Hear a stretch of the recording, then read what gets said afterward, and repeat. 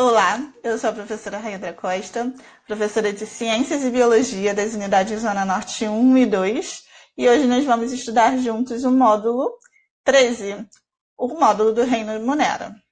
Vamos relembrar os 5 reinos que a gente já estudou? São 5. Reino das plantas, reino dos animais, reino das bactérias, reino dos protozoários e das algas e reino dos fungos. Então hoje nós vamos estudar um pouquinho mais sobre as bactérias. Antes de começar, nós não podemos confundir bactérias com vírus. A gente está aí na pandemia do coronavírus e não podemos confundir. Os vírus, eles não possuem células. Então, alguns pesquisadores não consideram os vírus seres vivos, porque para ser vivo, então em nenhum dos 5 reinos nós vamos ter os vírus. Eles são organismos estudados à parte, tudo bem? Então, vamos à aula de hoje. Nós vamos estudar qual é a relação entre as bactérias e a vida humana. Prestem atenção que hoje eu tenho esse pointerzinho, esse laserzinho aqui, e aí vocês vão poder visualizar melhor. Então, antes, vamos fazer uma revisão de todos os conceitos necessários para a gente entender a aula de hoje. Então, de acordo com a quantidade de células, os seres vivos podem ser classificados. Eles podem ser unicelulares, que apresentam apenas uma única célula, ou pluricelulares, que podem apresentar várias células. As bactérias, elas são seres unicelulares, elas apresentam apenas uma única célula. Qual a estrutura básica de uma célula? Estamos lembrados? Membrana, citoplasma e núcleo. Alguns seres vão ter características a mais. Então, vamos embora. Os seres também podem ser classificados de acordo com a presença de uma membrana nuclear ou não. Então, os seres procariontes não possuem essa membrana nuclear. E os seres eucariontes possuem essa membrana nuclear. Lembra que eu estou falando de membrana nuclear, aquela membrana em volta do material genético aqui. Então, as bactérias são os únicos seres vivos procariontes. Em nenhum outro reino nós vamos ter seres procariontes, apenas as bactérias. Quanto à nutrição, a gente pode classificar os seres vivos como autotrófos e heterotrófos. A gente viu lá no reino das plantas que elas são o quê? Autotrófos. Por quê? Porque elas produzem seu próprio alimento. Os heterotrófos não produzem seu próprio alimento. E quanto à respiração celular, nós temos os seres anaeróbios, que não dependem do oxigênio para conseguir energia. Ou seja, eles vivem na ausência do oxigênio. Isso pode ser obrigatório ou facultativo. O que significa isso? Tanto faz se tem oxigênio ou se não tem oxigênio. E nós temos os seres aeróbios, que precisam e dependem obrigatoriamente da presença do oxigênio. Nós somos seres aeróbios. Então, já revisamos todos esses conceitos e agora a gente vai dar início ao módulo 13. Qual será a relação entre as bactérias e a vida humana? Então, esse módulo está dividido em características gerais do reino Monera, a importância das bactérias, e nós vamos estudar também algumas formas de combater e prevenir algumas infecções. As características gerais desse reino Monera, vamos ver. Então, onde será que vivem as bactérias? Nós temos as bactérias que vivem no corpo humano. Sim, nosso corpo possui bactérias. Nas plantas, nos animais, nos alimentos, no lixo, no fundo do mar, nas fendas vulcânicas e nas geleiras. Aqui são exemplos de locais que a gente pode encontrar bactérias. Quais são as características gerais da bactéria? Então, vamos analisar aqui de pertinho. Aqui a gente tem um esquema de uma bactéria e nós vamos ver cada uma desses componentes. Primeiro componente, se a bactéria é um ser unicelular, ela possui uma única célula e essa célula tem o quê? Membrana plasmática. Externo uma membrana plasmática, ou seja, antes da membrana plasmática nós vamos ter o quê? A parede celular. Só que, gente, a parede celular da bactéria não tem a mesma composição da parede celular da planta. É composição diferente. Não podemos esquecer disso. Tem um asterístico aqui, porque eu vou chamar a atenção a essa bactéria aqui, que pode estar no pulmão. Ela é chamada de microplasma e ela não vai possuir parede celular. Então, a gente não pode afirmar que 100% das bactérias possuem parede celular. A gente sabe que essa bactéria aí não vai ter parede celular. Cápsula. Então, a célula bacteriana, a bactéria ela é envolta por uma cápsula. O flagelo. Qual é a função do flagelo aqui? Ó? A gente tem aqui flagelos. A bactéria pode ter um ou vários flagelos. E qual vai ser a função? Dar mobilidade para essa bactéria. Ela vai poder se locomover. Nós temos as fímbrias ou a pile, que são estruturas, essa estruturazinha aqui, que vai fazer, vai grudar, né, em algumas superfícies. As bactérias, elas podem ser tanto autotróficas ou heterotróficas. Então, a gente tem uma gama enorme de bactérias. Se elas são autotróficas, elas produzem o seu próprio alimento. E aí, a gente conhece um processo pelo qual elas fazem isso, que é a fotossíntese. Só que nós temos bactérias que também realizam a quimiossíntese. Bem, se a fotossíntese, a gente sabe que é o processo pelo qual você produz o seu próprio alimento através da luz do sol, a quimiossíntese é através de outros compostos orgânicos. E as bactérias heterotróficas, elas não vão fabricar seu próprio alimento.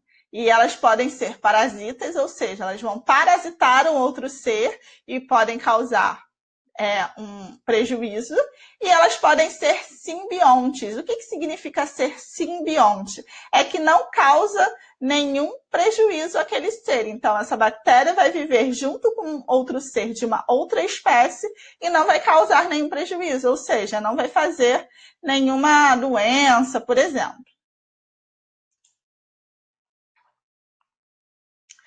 As bactérias, elas também são chamadas de decompositoras. Algumas bactérias a gente conhece como bactérias decompositoras.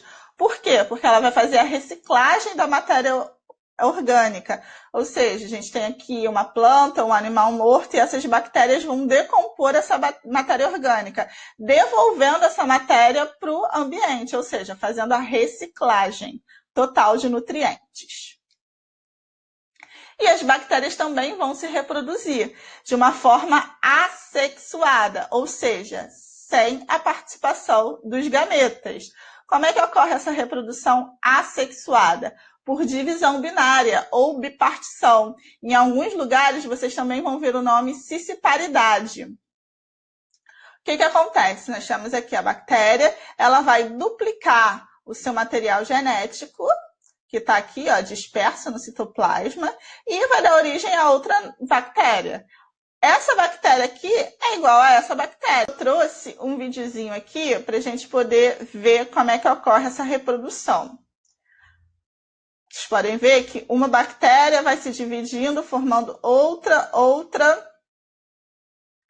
até que a gente tem tudo lotado de bactéria. Pessoal, isso não ocorre assim rapidamente. Esse vídeo está acelerado, mas a divisão, né, a reprodução da bactéria, ela ocorre de uma maneira um pouco mais rápida, sim. Nós temos as cianobactérias, que antigamente eram chamadas, né, elas são chamadas, na verdade, de algas azuis. Né? A gente sabe que elas são bactérias, ciano vem de azul, e elas têm uma coloração azulada. E a gente sabe que elas foram os primeiros seres a realizarem a fotossíntese. Então, a presença do gás, né, oxigênio na nossa atmosfera é devido à presença dessas bactérias, das cianobactérias. Elas foram os primeiros a realizarem fotossíntese. Elas vivem juntas em agrupamentos, né, que são as colônias, e junto a outras algas, elas formam o fitoplâncton, que é o principal responsável a produzir o oxigênio que vai estar na nossa atmosfera. E aí, quando a gente tem muita matéria orgânica, a gente tem o quê? Um ambiente propício para essa bactéria se reproduzir de uma forma muito rápida e acelerada e de uma maneira descontrolada. Então, quando a gente vê esse fenômeno, né, aqui, a gente tem presença de muitas cianobactérias, a gente consegue ver um indicador, né, ou seja, esse local tem uma quantidade superior de matéria orgânica, e a gente sabe, então, que pode ser um indicador de poluição, de alguma coisa.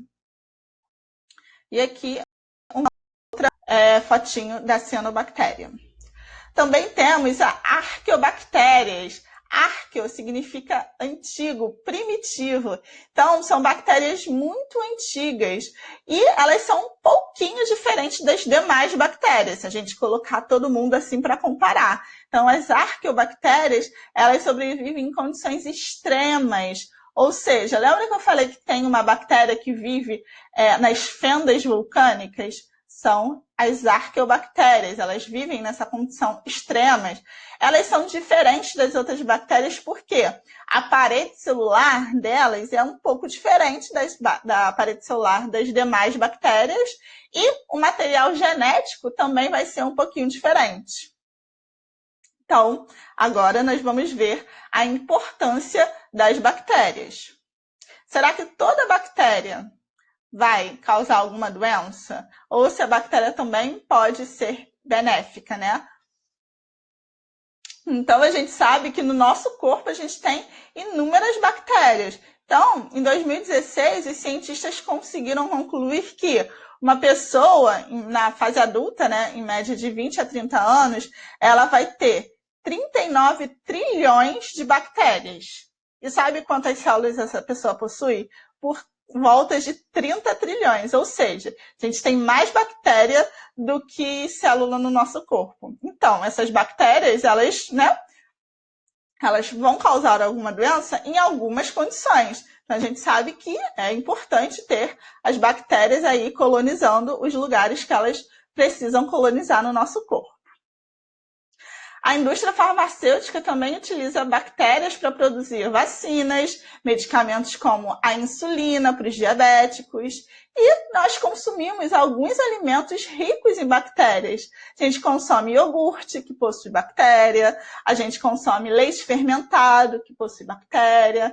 E existem alimentos chamados probióticos. Esses probióticos são alimentos que possuem bactérias e essas bactérias vão nos trazer benefícios.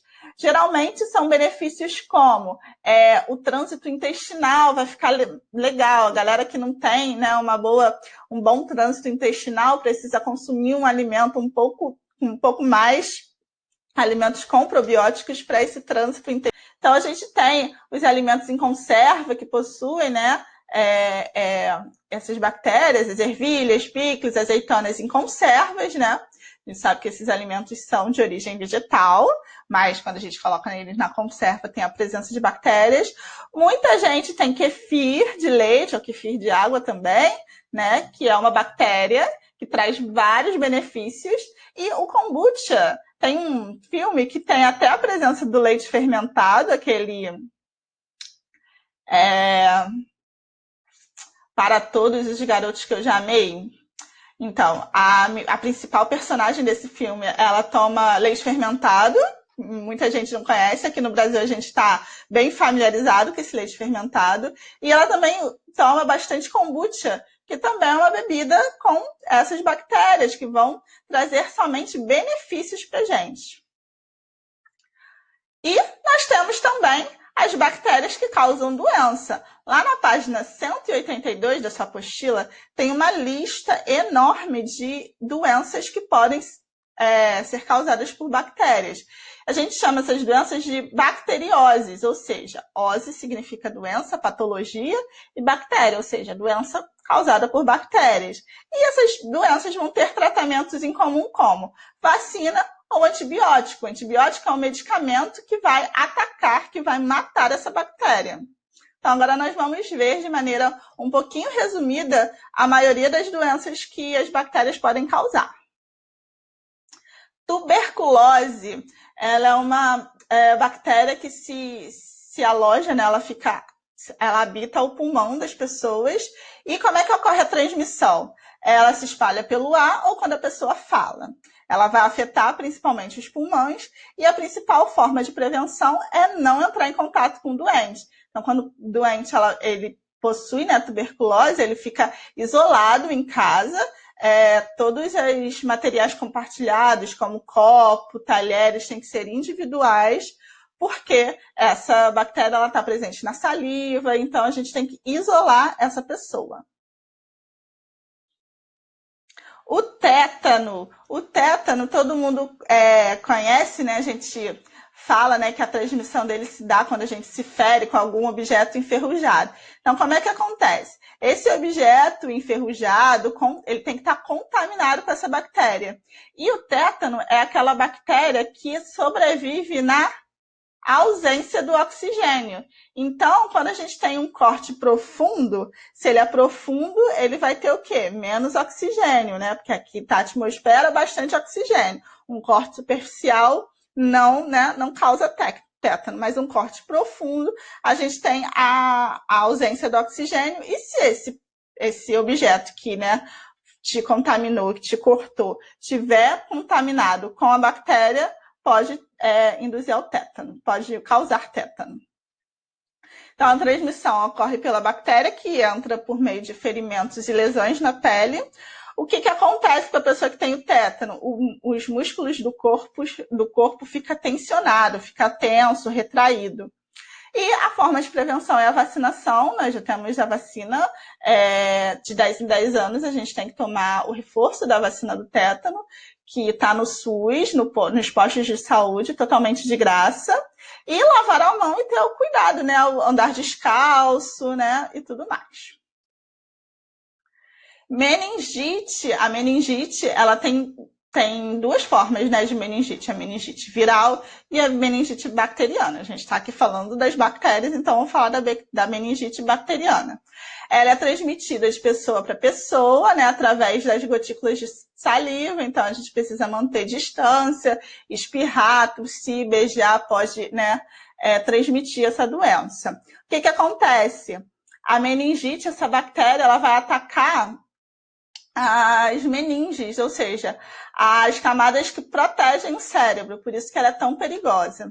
E a forma de prevenção é a vacinação, a gente também já tem a vacina contra a meningite, e não entrar em contato com um doente. E sempre, todas as formas de prevenção de todas as doenças causadas por bactérias é lavar as mãos. A gente sempre tem que estar lavando as mãos.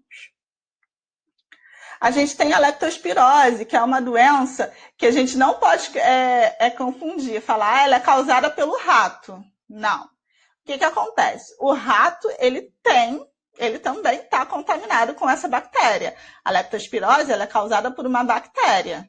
Então, esse rato está contaminado e na urina desse rato essa bactéria sai.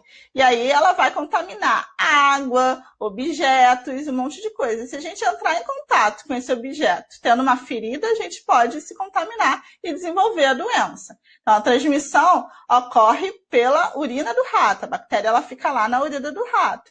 E aí a pessoa que tem contato com a água, lama ou objetos contaminados com essa urina vai desenvolver a doença. O que acontece? Febre, dor no corpo, sangramento que pode aparecer na urina. E como a gente previne? Primeiro, um sistema de saneamento básico, né? Se a gente tiver um sistema de saneamento básico, a gente não vai ter tanto contato com o esgoto, céu aberto e tudo mais.